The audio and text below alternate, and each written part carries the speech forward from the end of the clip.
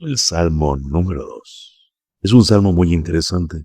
Nos presenta al rey que las naciones rechazan y el universo coronará.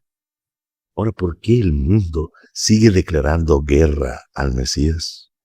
¿Por qué la humanidad insiste en rebelarse contra el único rey capaz de salvarla?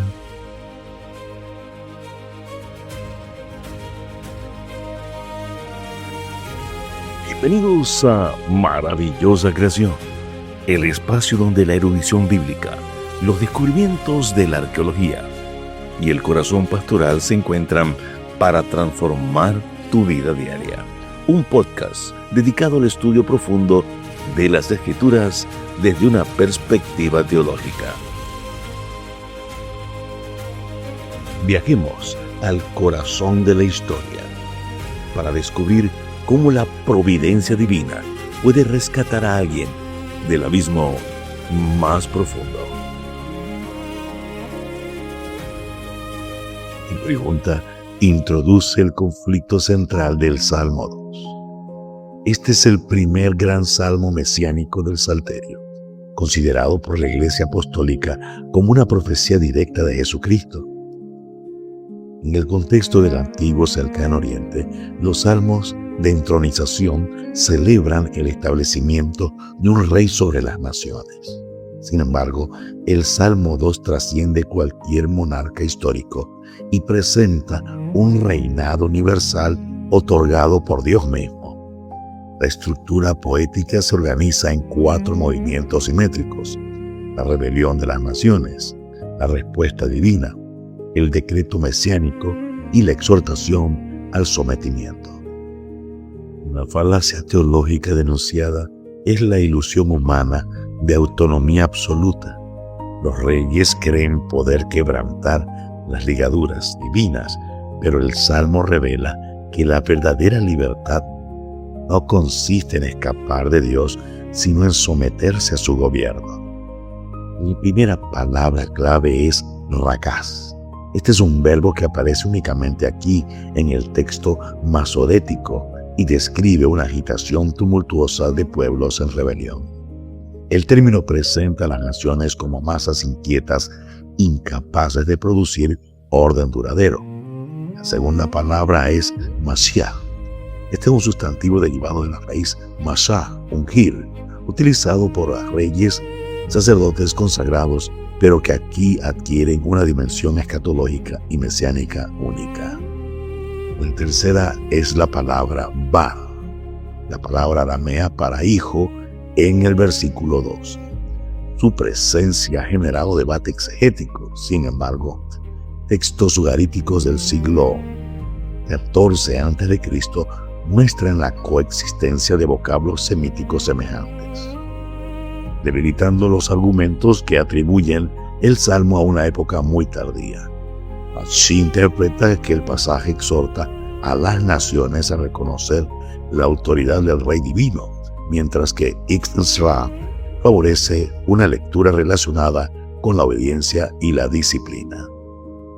La rebelión universal descrita en los versículos 1 al 3 encuentra su cumplimiento histórico y teológico en la oposición contra Cristo. El apóstol Pedro aplica explícitamente el Salmo a Herodes, Poncio Pilato y a las autoridades que conspiraron contra Jesús. Hechos del capítulo 4, versículos 25 al 28 así lo presenta. El ungido no es simplemente el rey David, sino aquel a quien el Padre declara: mi hijo eres tú, yo te engendré hoy. El Nuevo Testamento interpreta esta declaración en relación con la entronización y resurrección de Cristo. Climes observa que el Salmo transforma la realeza davídica en una esperanza universal, mientras que Walton destaca que el lenguaje de adopción real expresa investidura y autoridad más que origen biológico. Newson añade que el decreto divino establece una soberanía imposible de ser anulada por fuerzas humanas o por fuerzas espirituales. El Salmo 2 revela el mismo patrón que aparece en Apocalipsis 12 y Apocalipsis el capítulo número 13. Las potencias de la tierra se unen contra el gobierno de Dios y contra su ungido. Sin embargo, el rey mesiánico recibe las naciones como herencia y las gobierna con vara de hierro. Este texto es aplicado directamente a Cristo en Apocalipsis 12:5 y Apocalipsis 19:15, desde la perspectiva de la interpretación teológica. Este salmo anuncia la victoria final del reino de Dios durante el juicio escatológico y llama al remanente a permanecer fiel al Cordero frente a la confederación final de poderes rebeldes.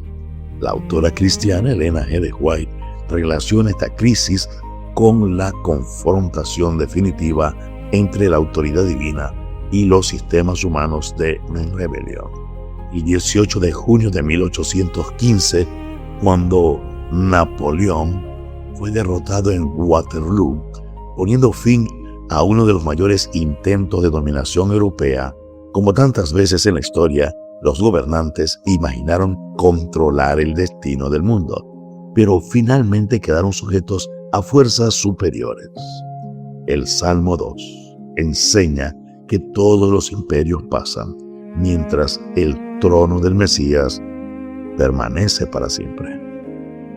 Amado Padre Celestial, Señor Jesús, Rey de Reyes, Mesías prometido, somete nuestro orgullo, fortalezca nuestra fidelidad y enséñenos a refugiarnos en usted mientras esperamos la consumación de su reino eterno. Una frase para meditar. Quien resista al Mesías lucha contra el futuro. Quien se refugia en él participa de su victoria eterna.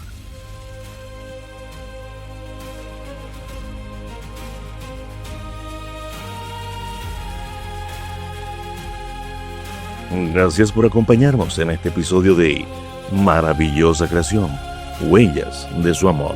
Si este viaje por la historia y la teología y los escritos de la autora cristiana Elena G. de White han enriquecido tu vida espiritual, te invitamos a suscribirte y compartir este episodio con alguien que necesite recordar hoy mismo que la misericordia de Dios no tiene límites. Recuerda, no importa cuán pesadas sean tus cadenas, Cristo ya pagó el precio para hacerte libre. Que el Señor te bendiga y te guarde.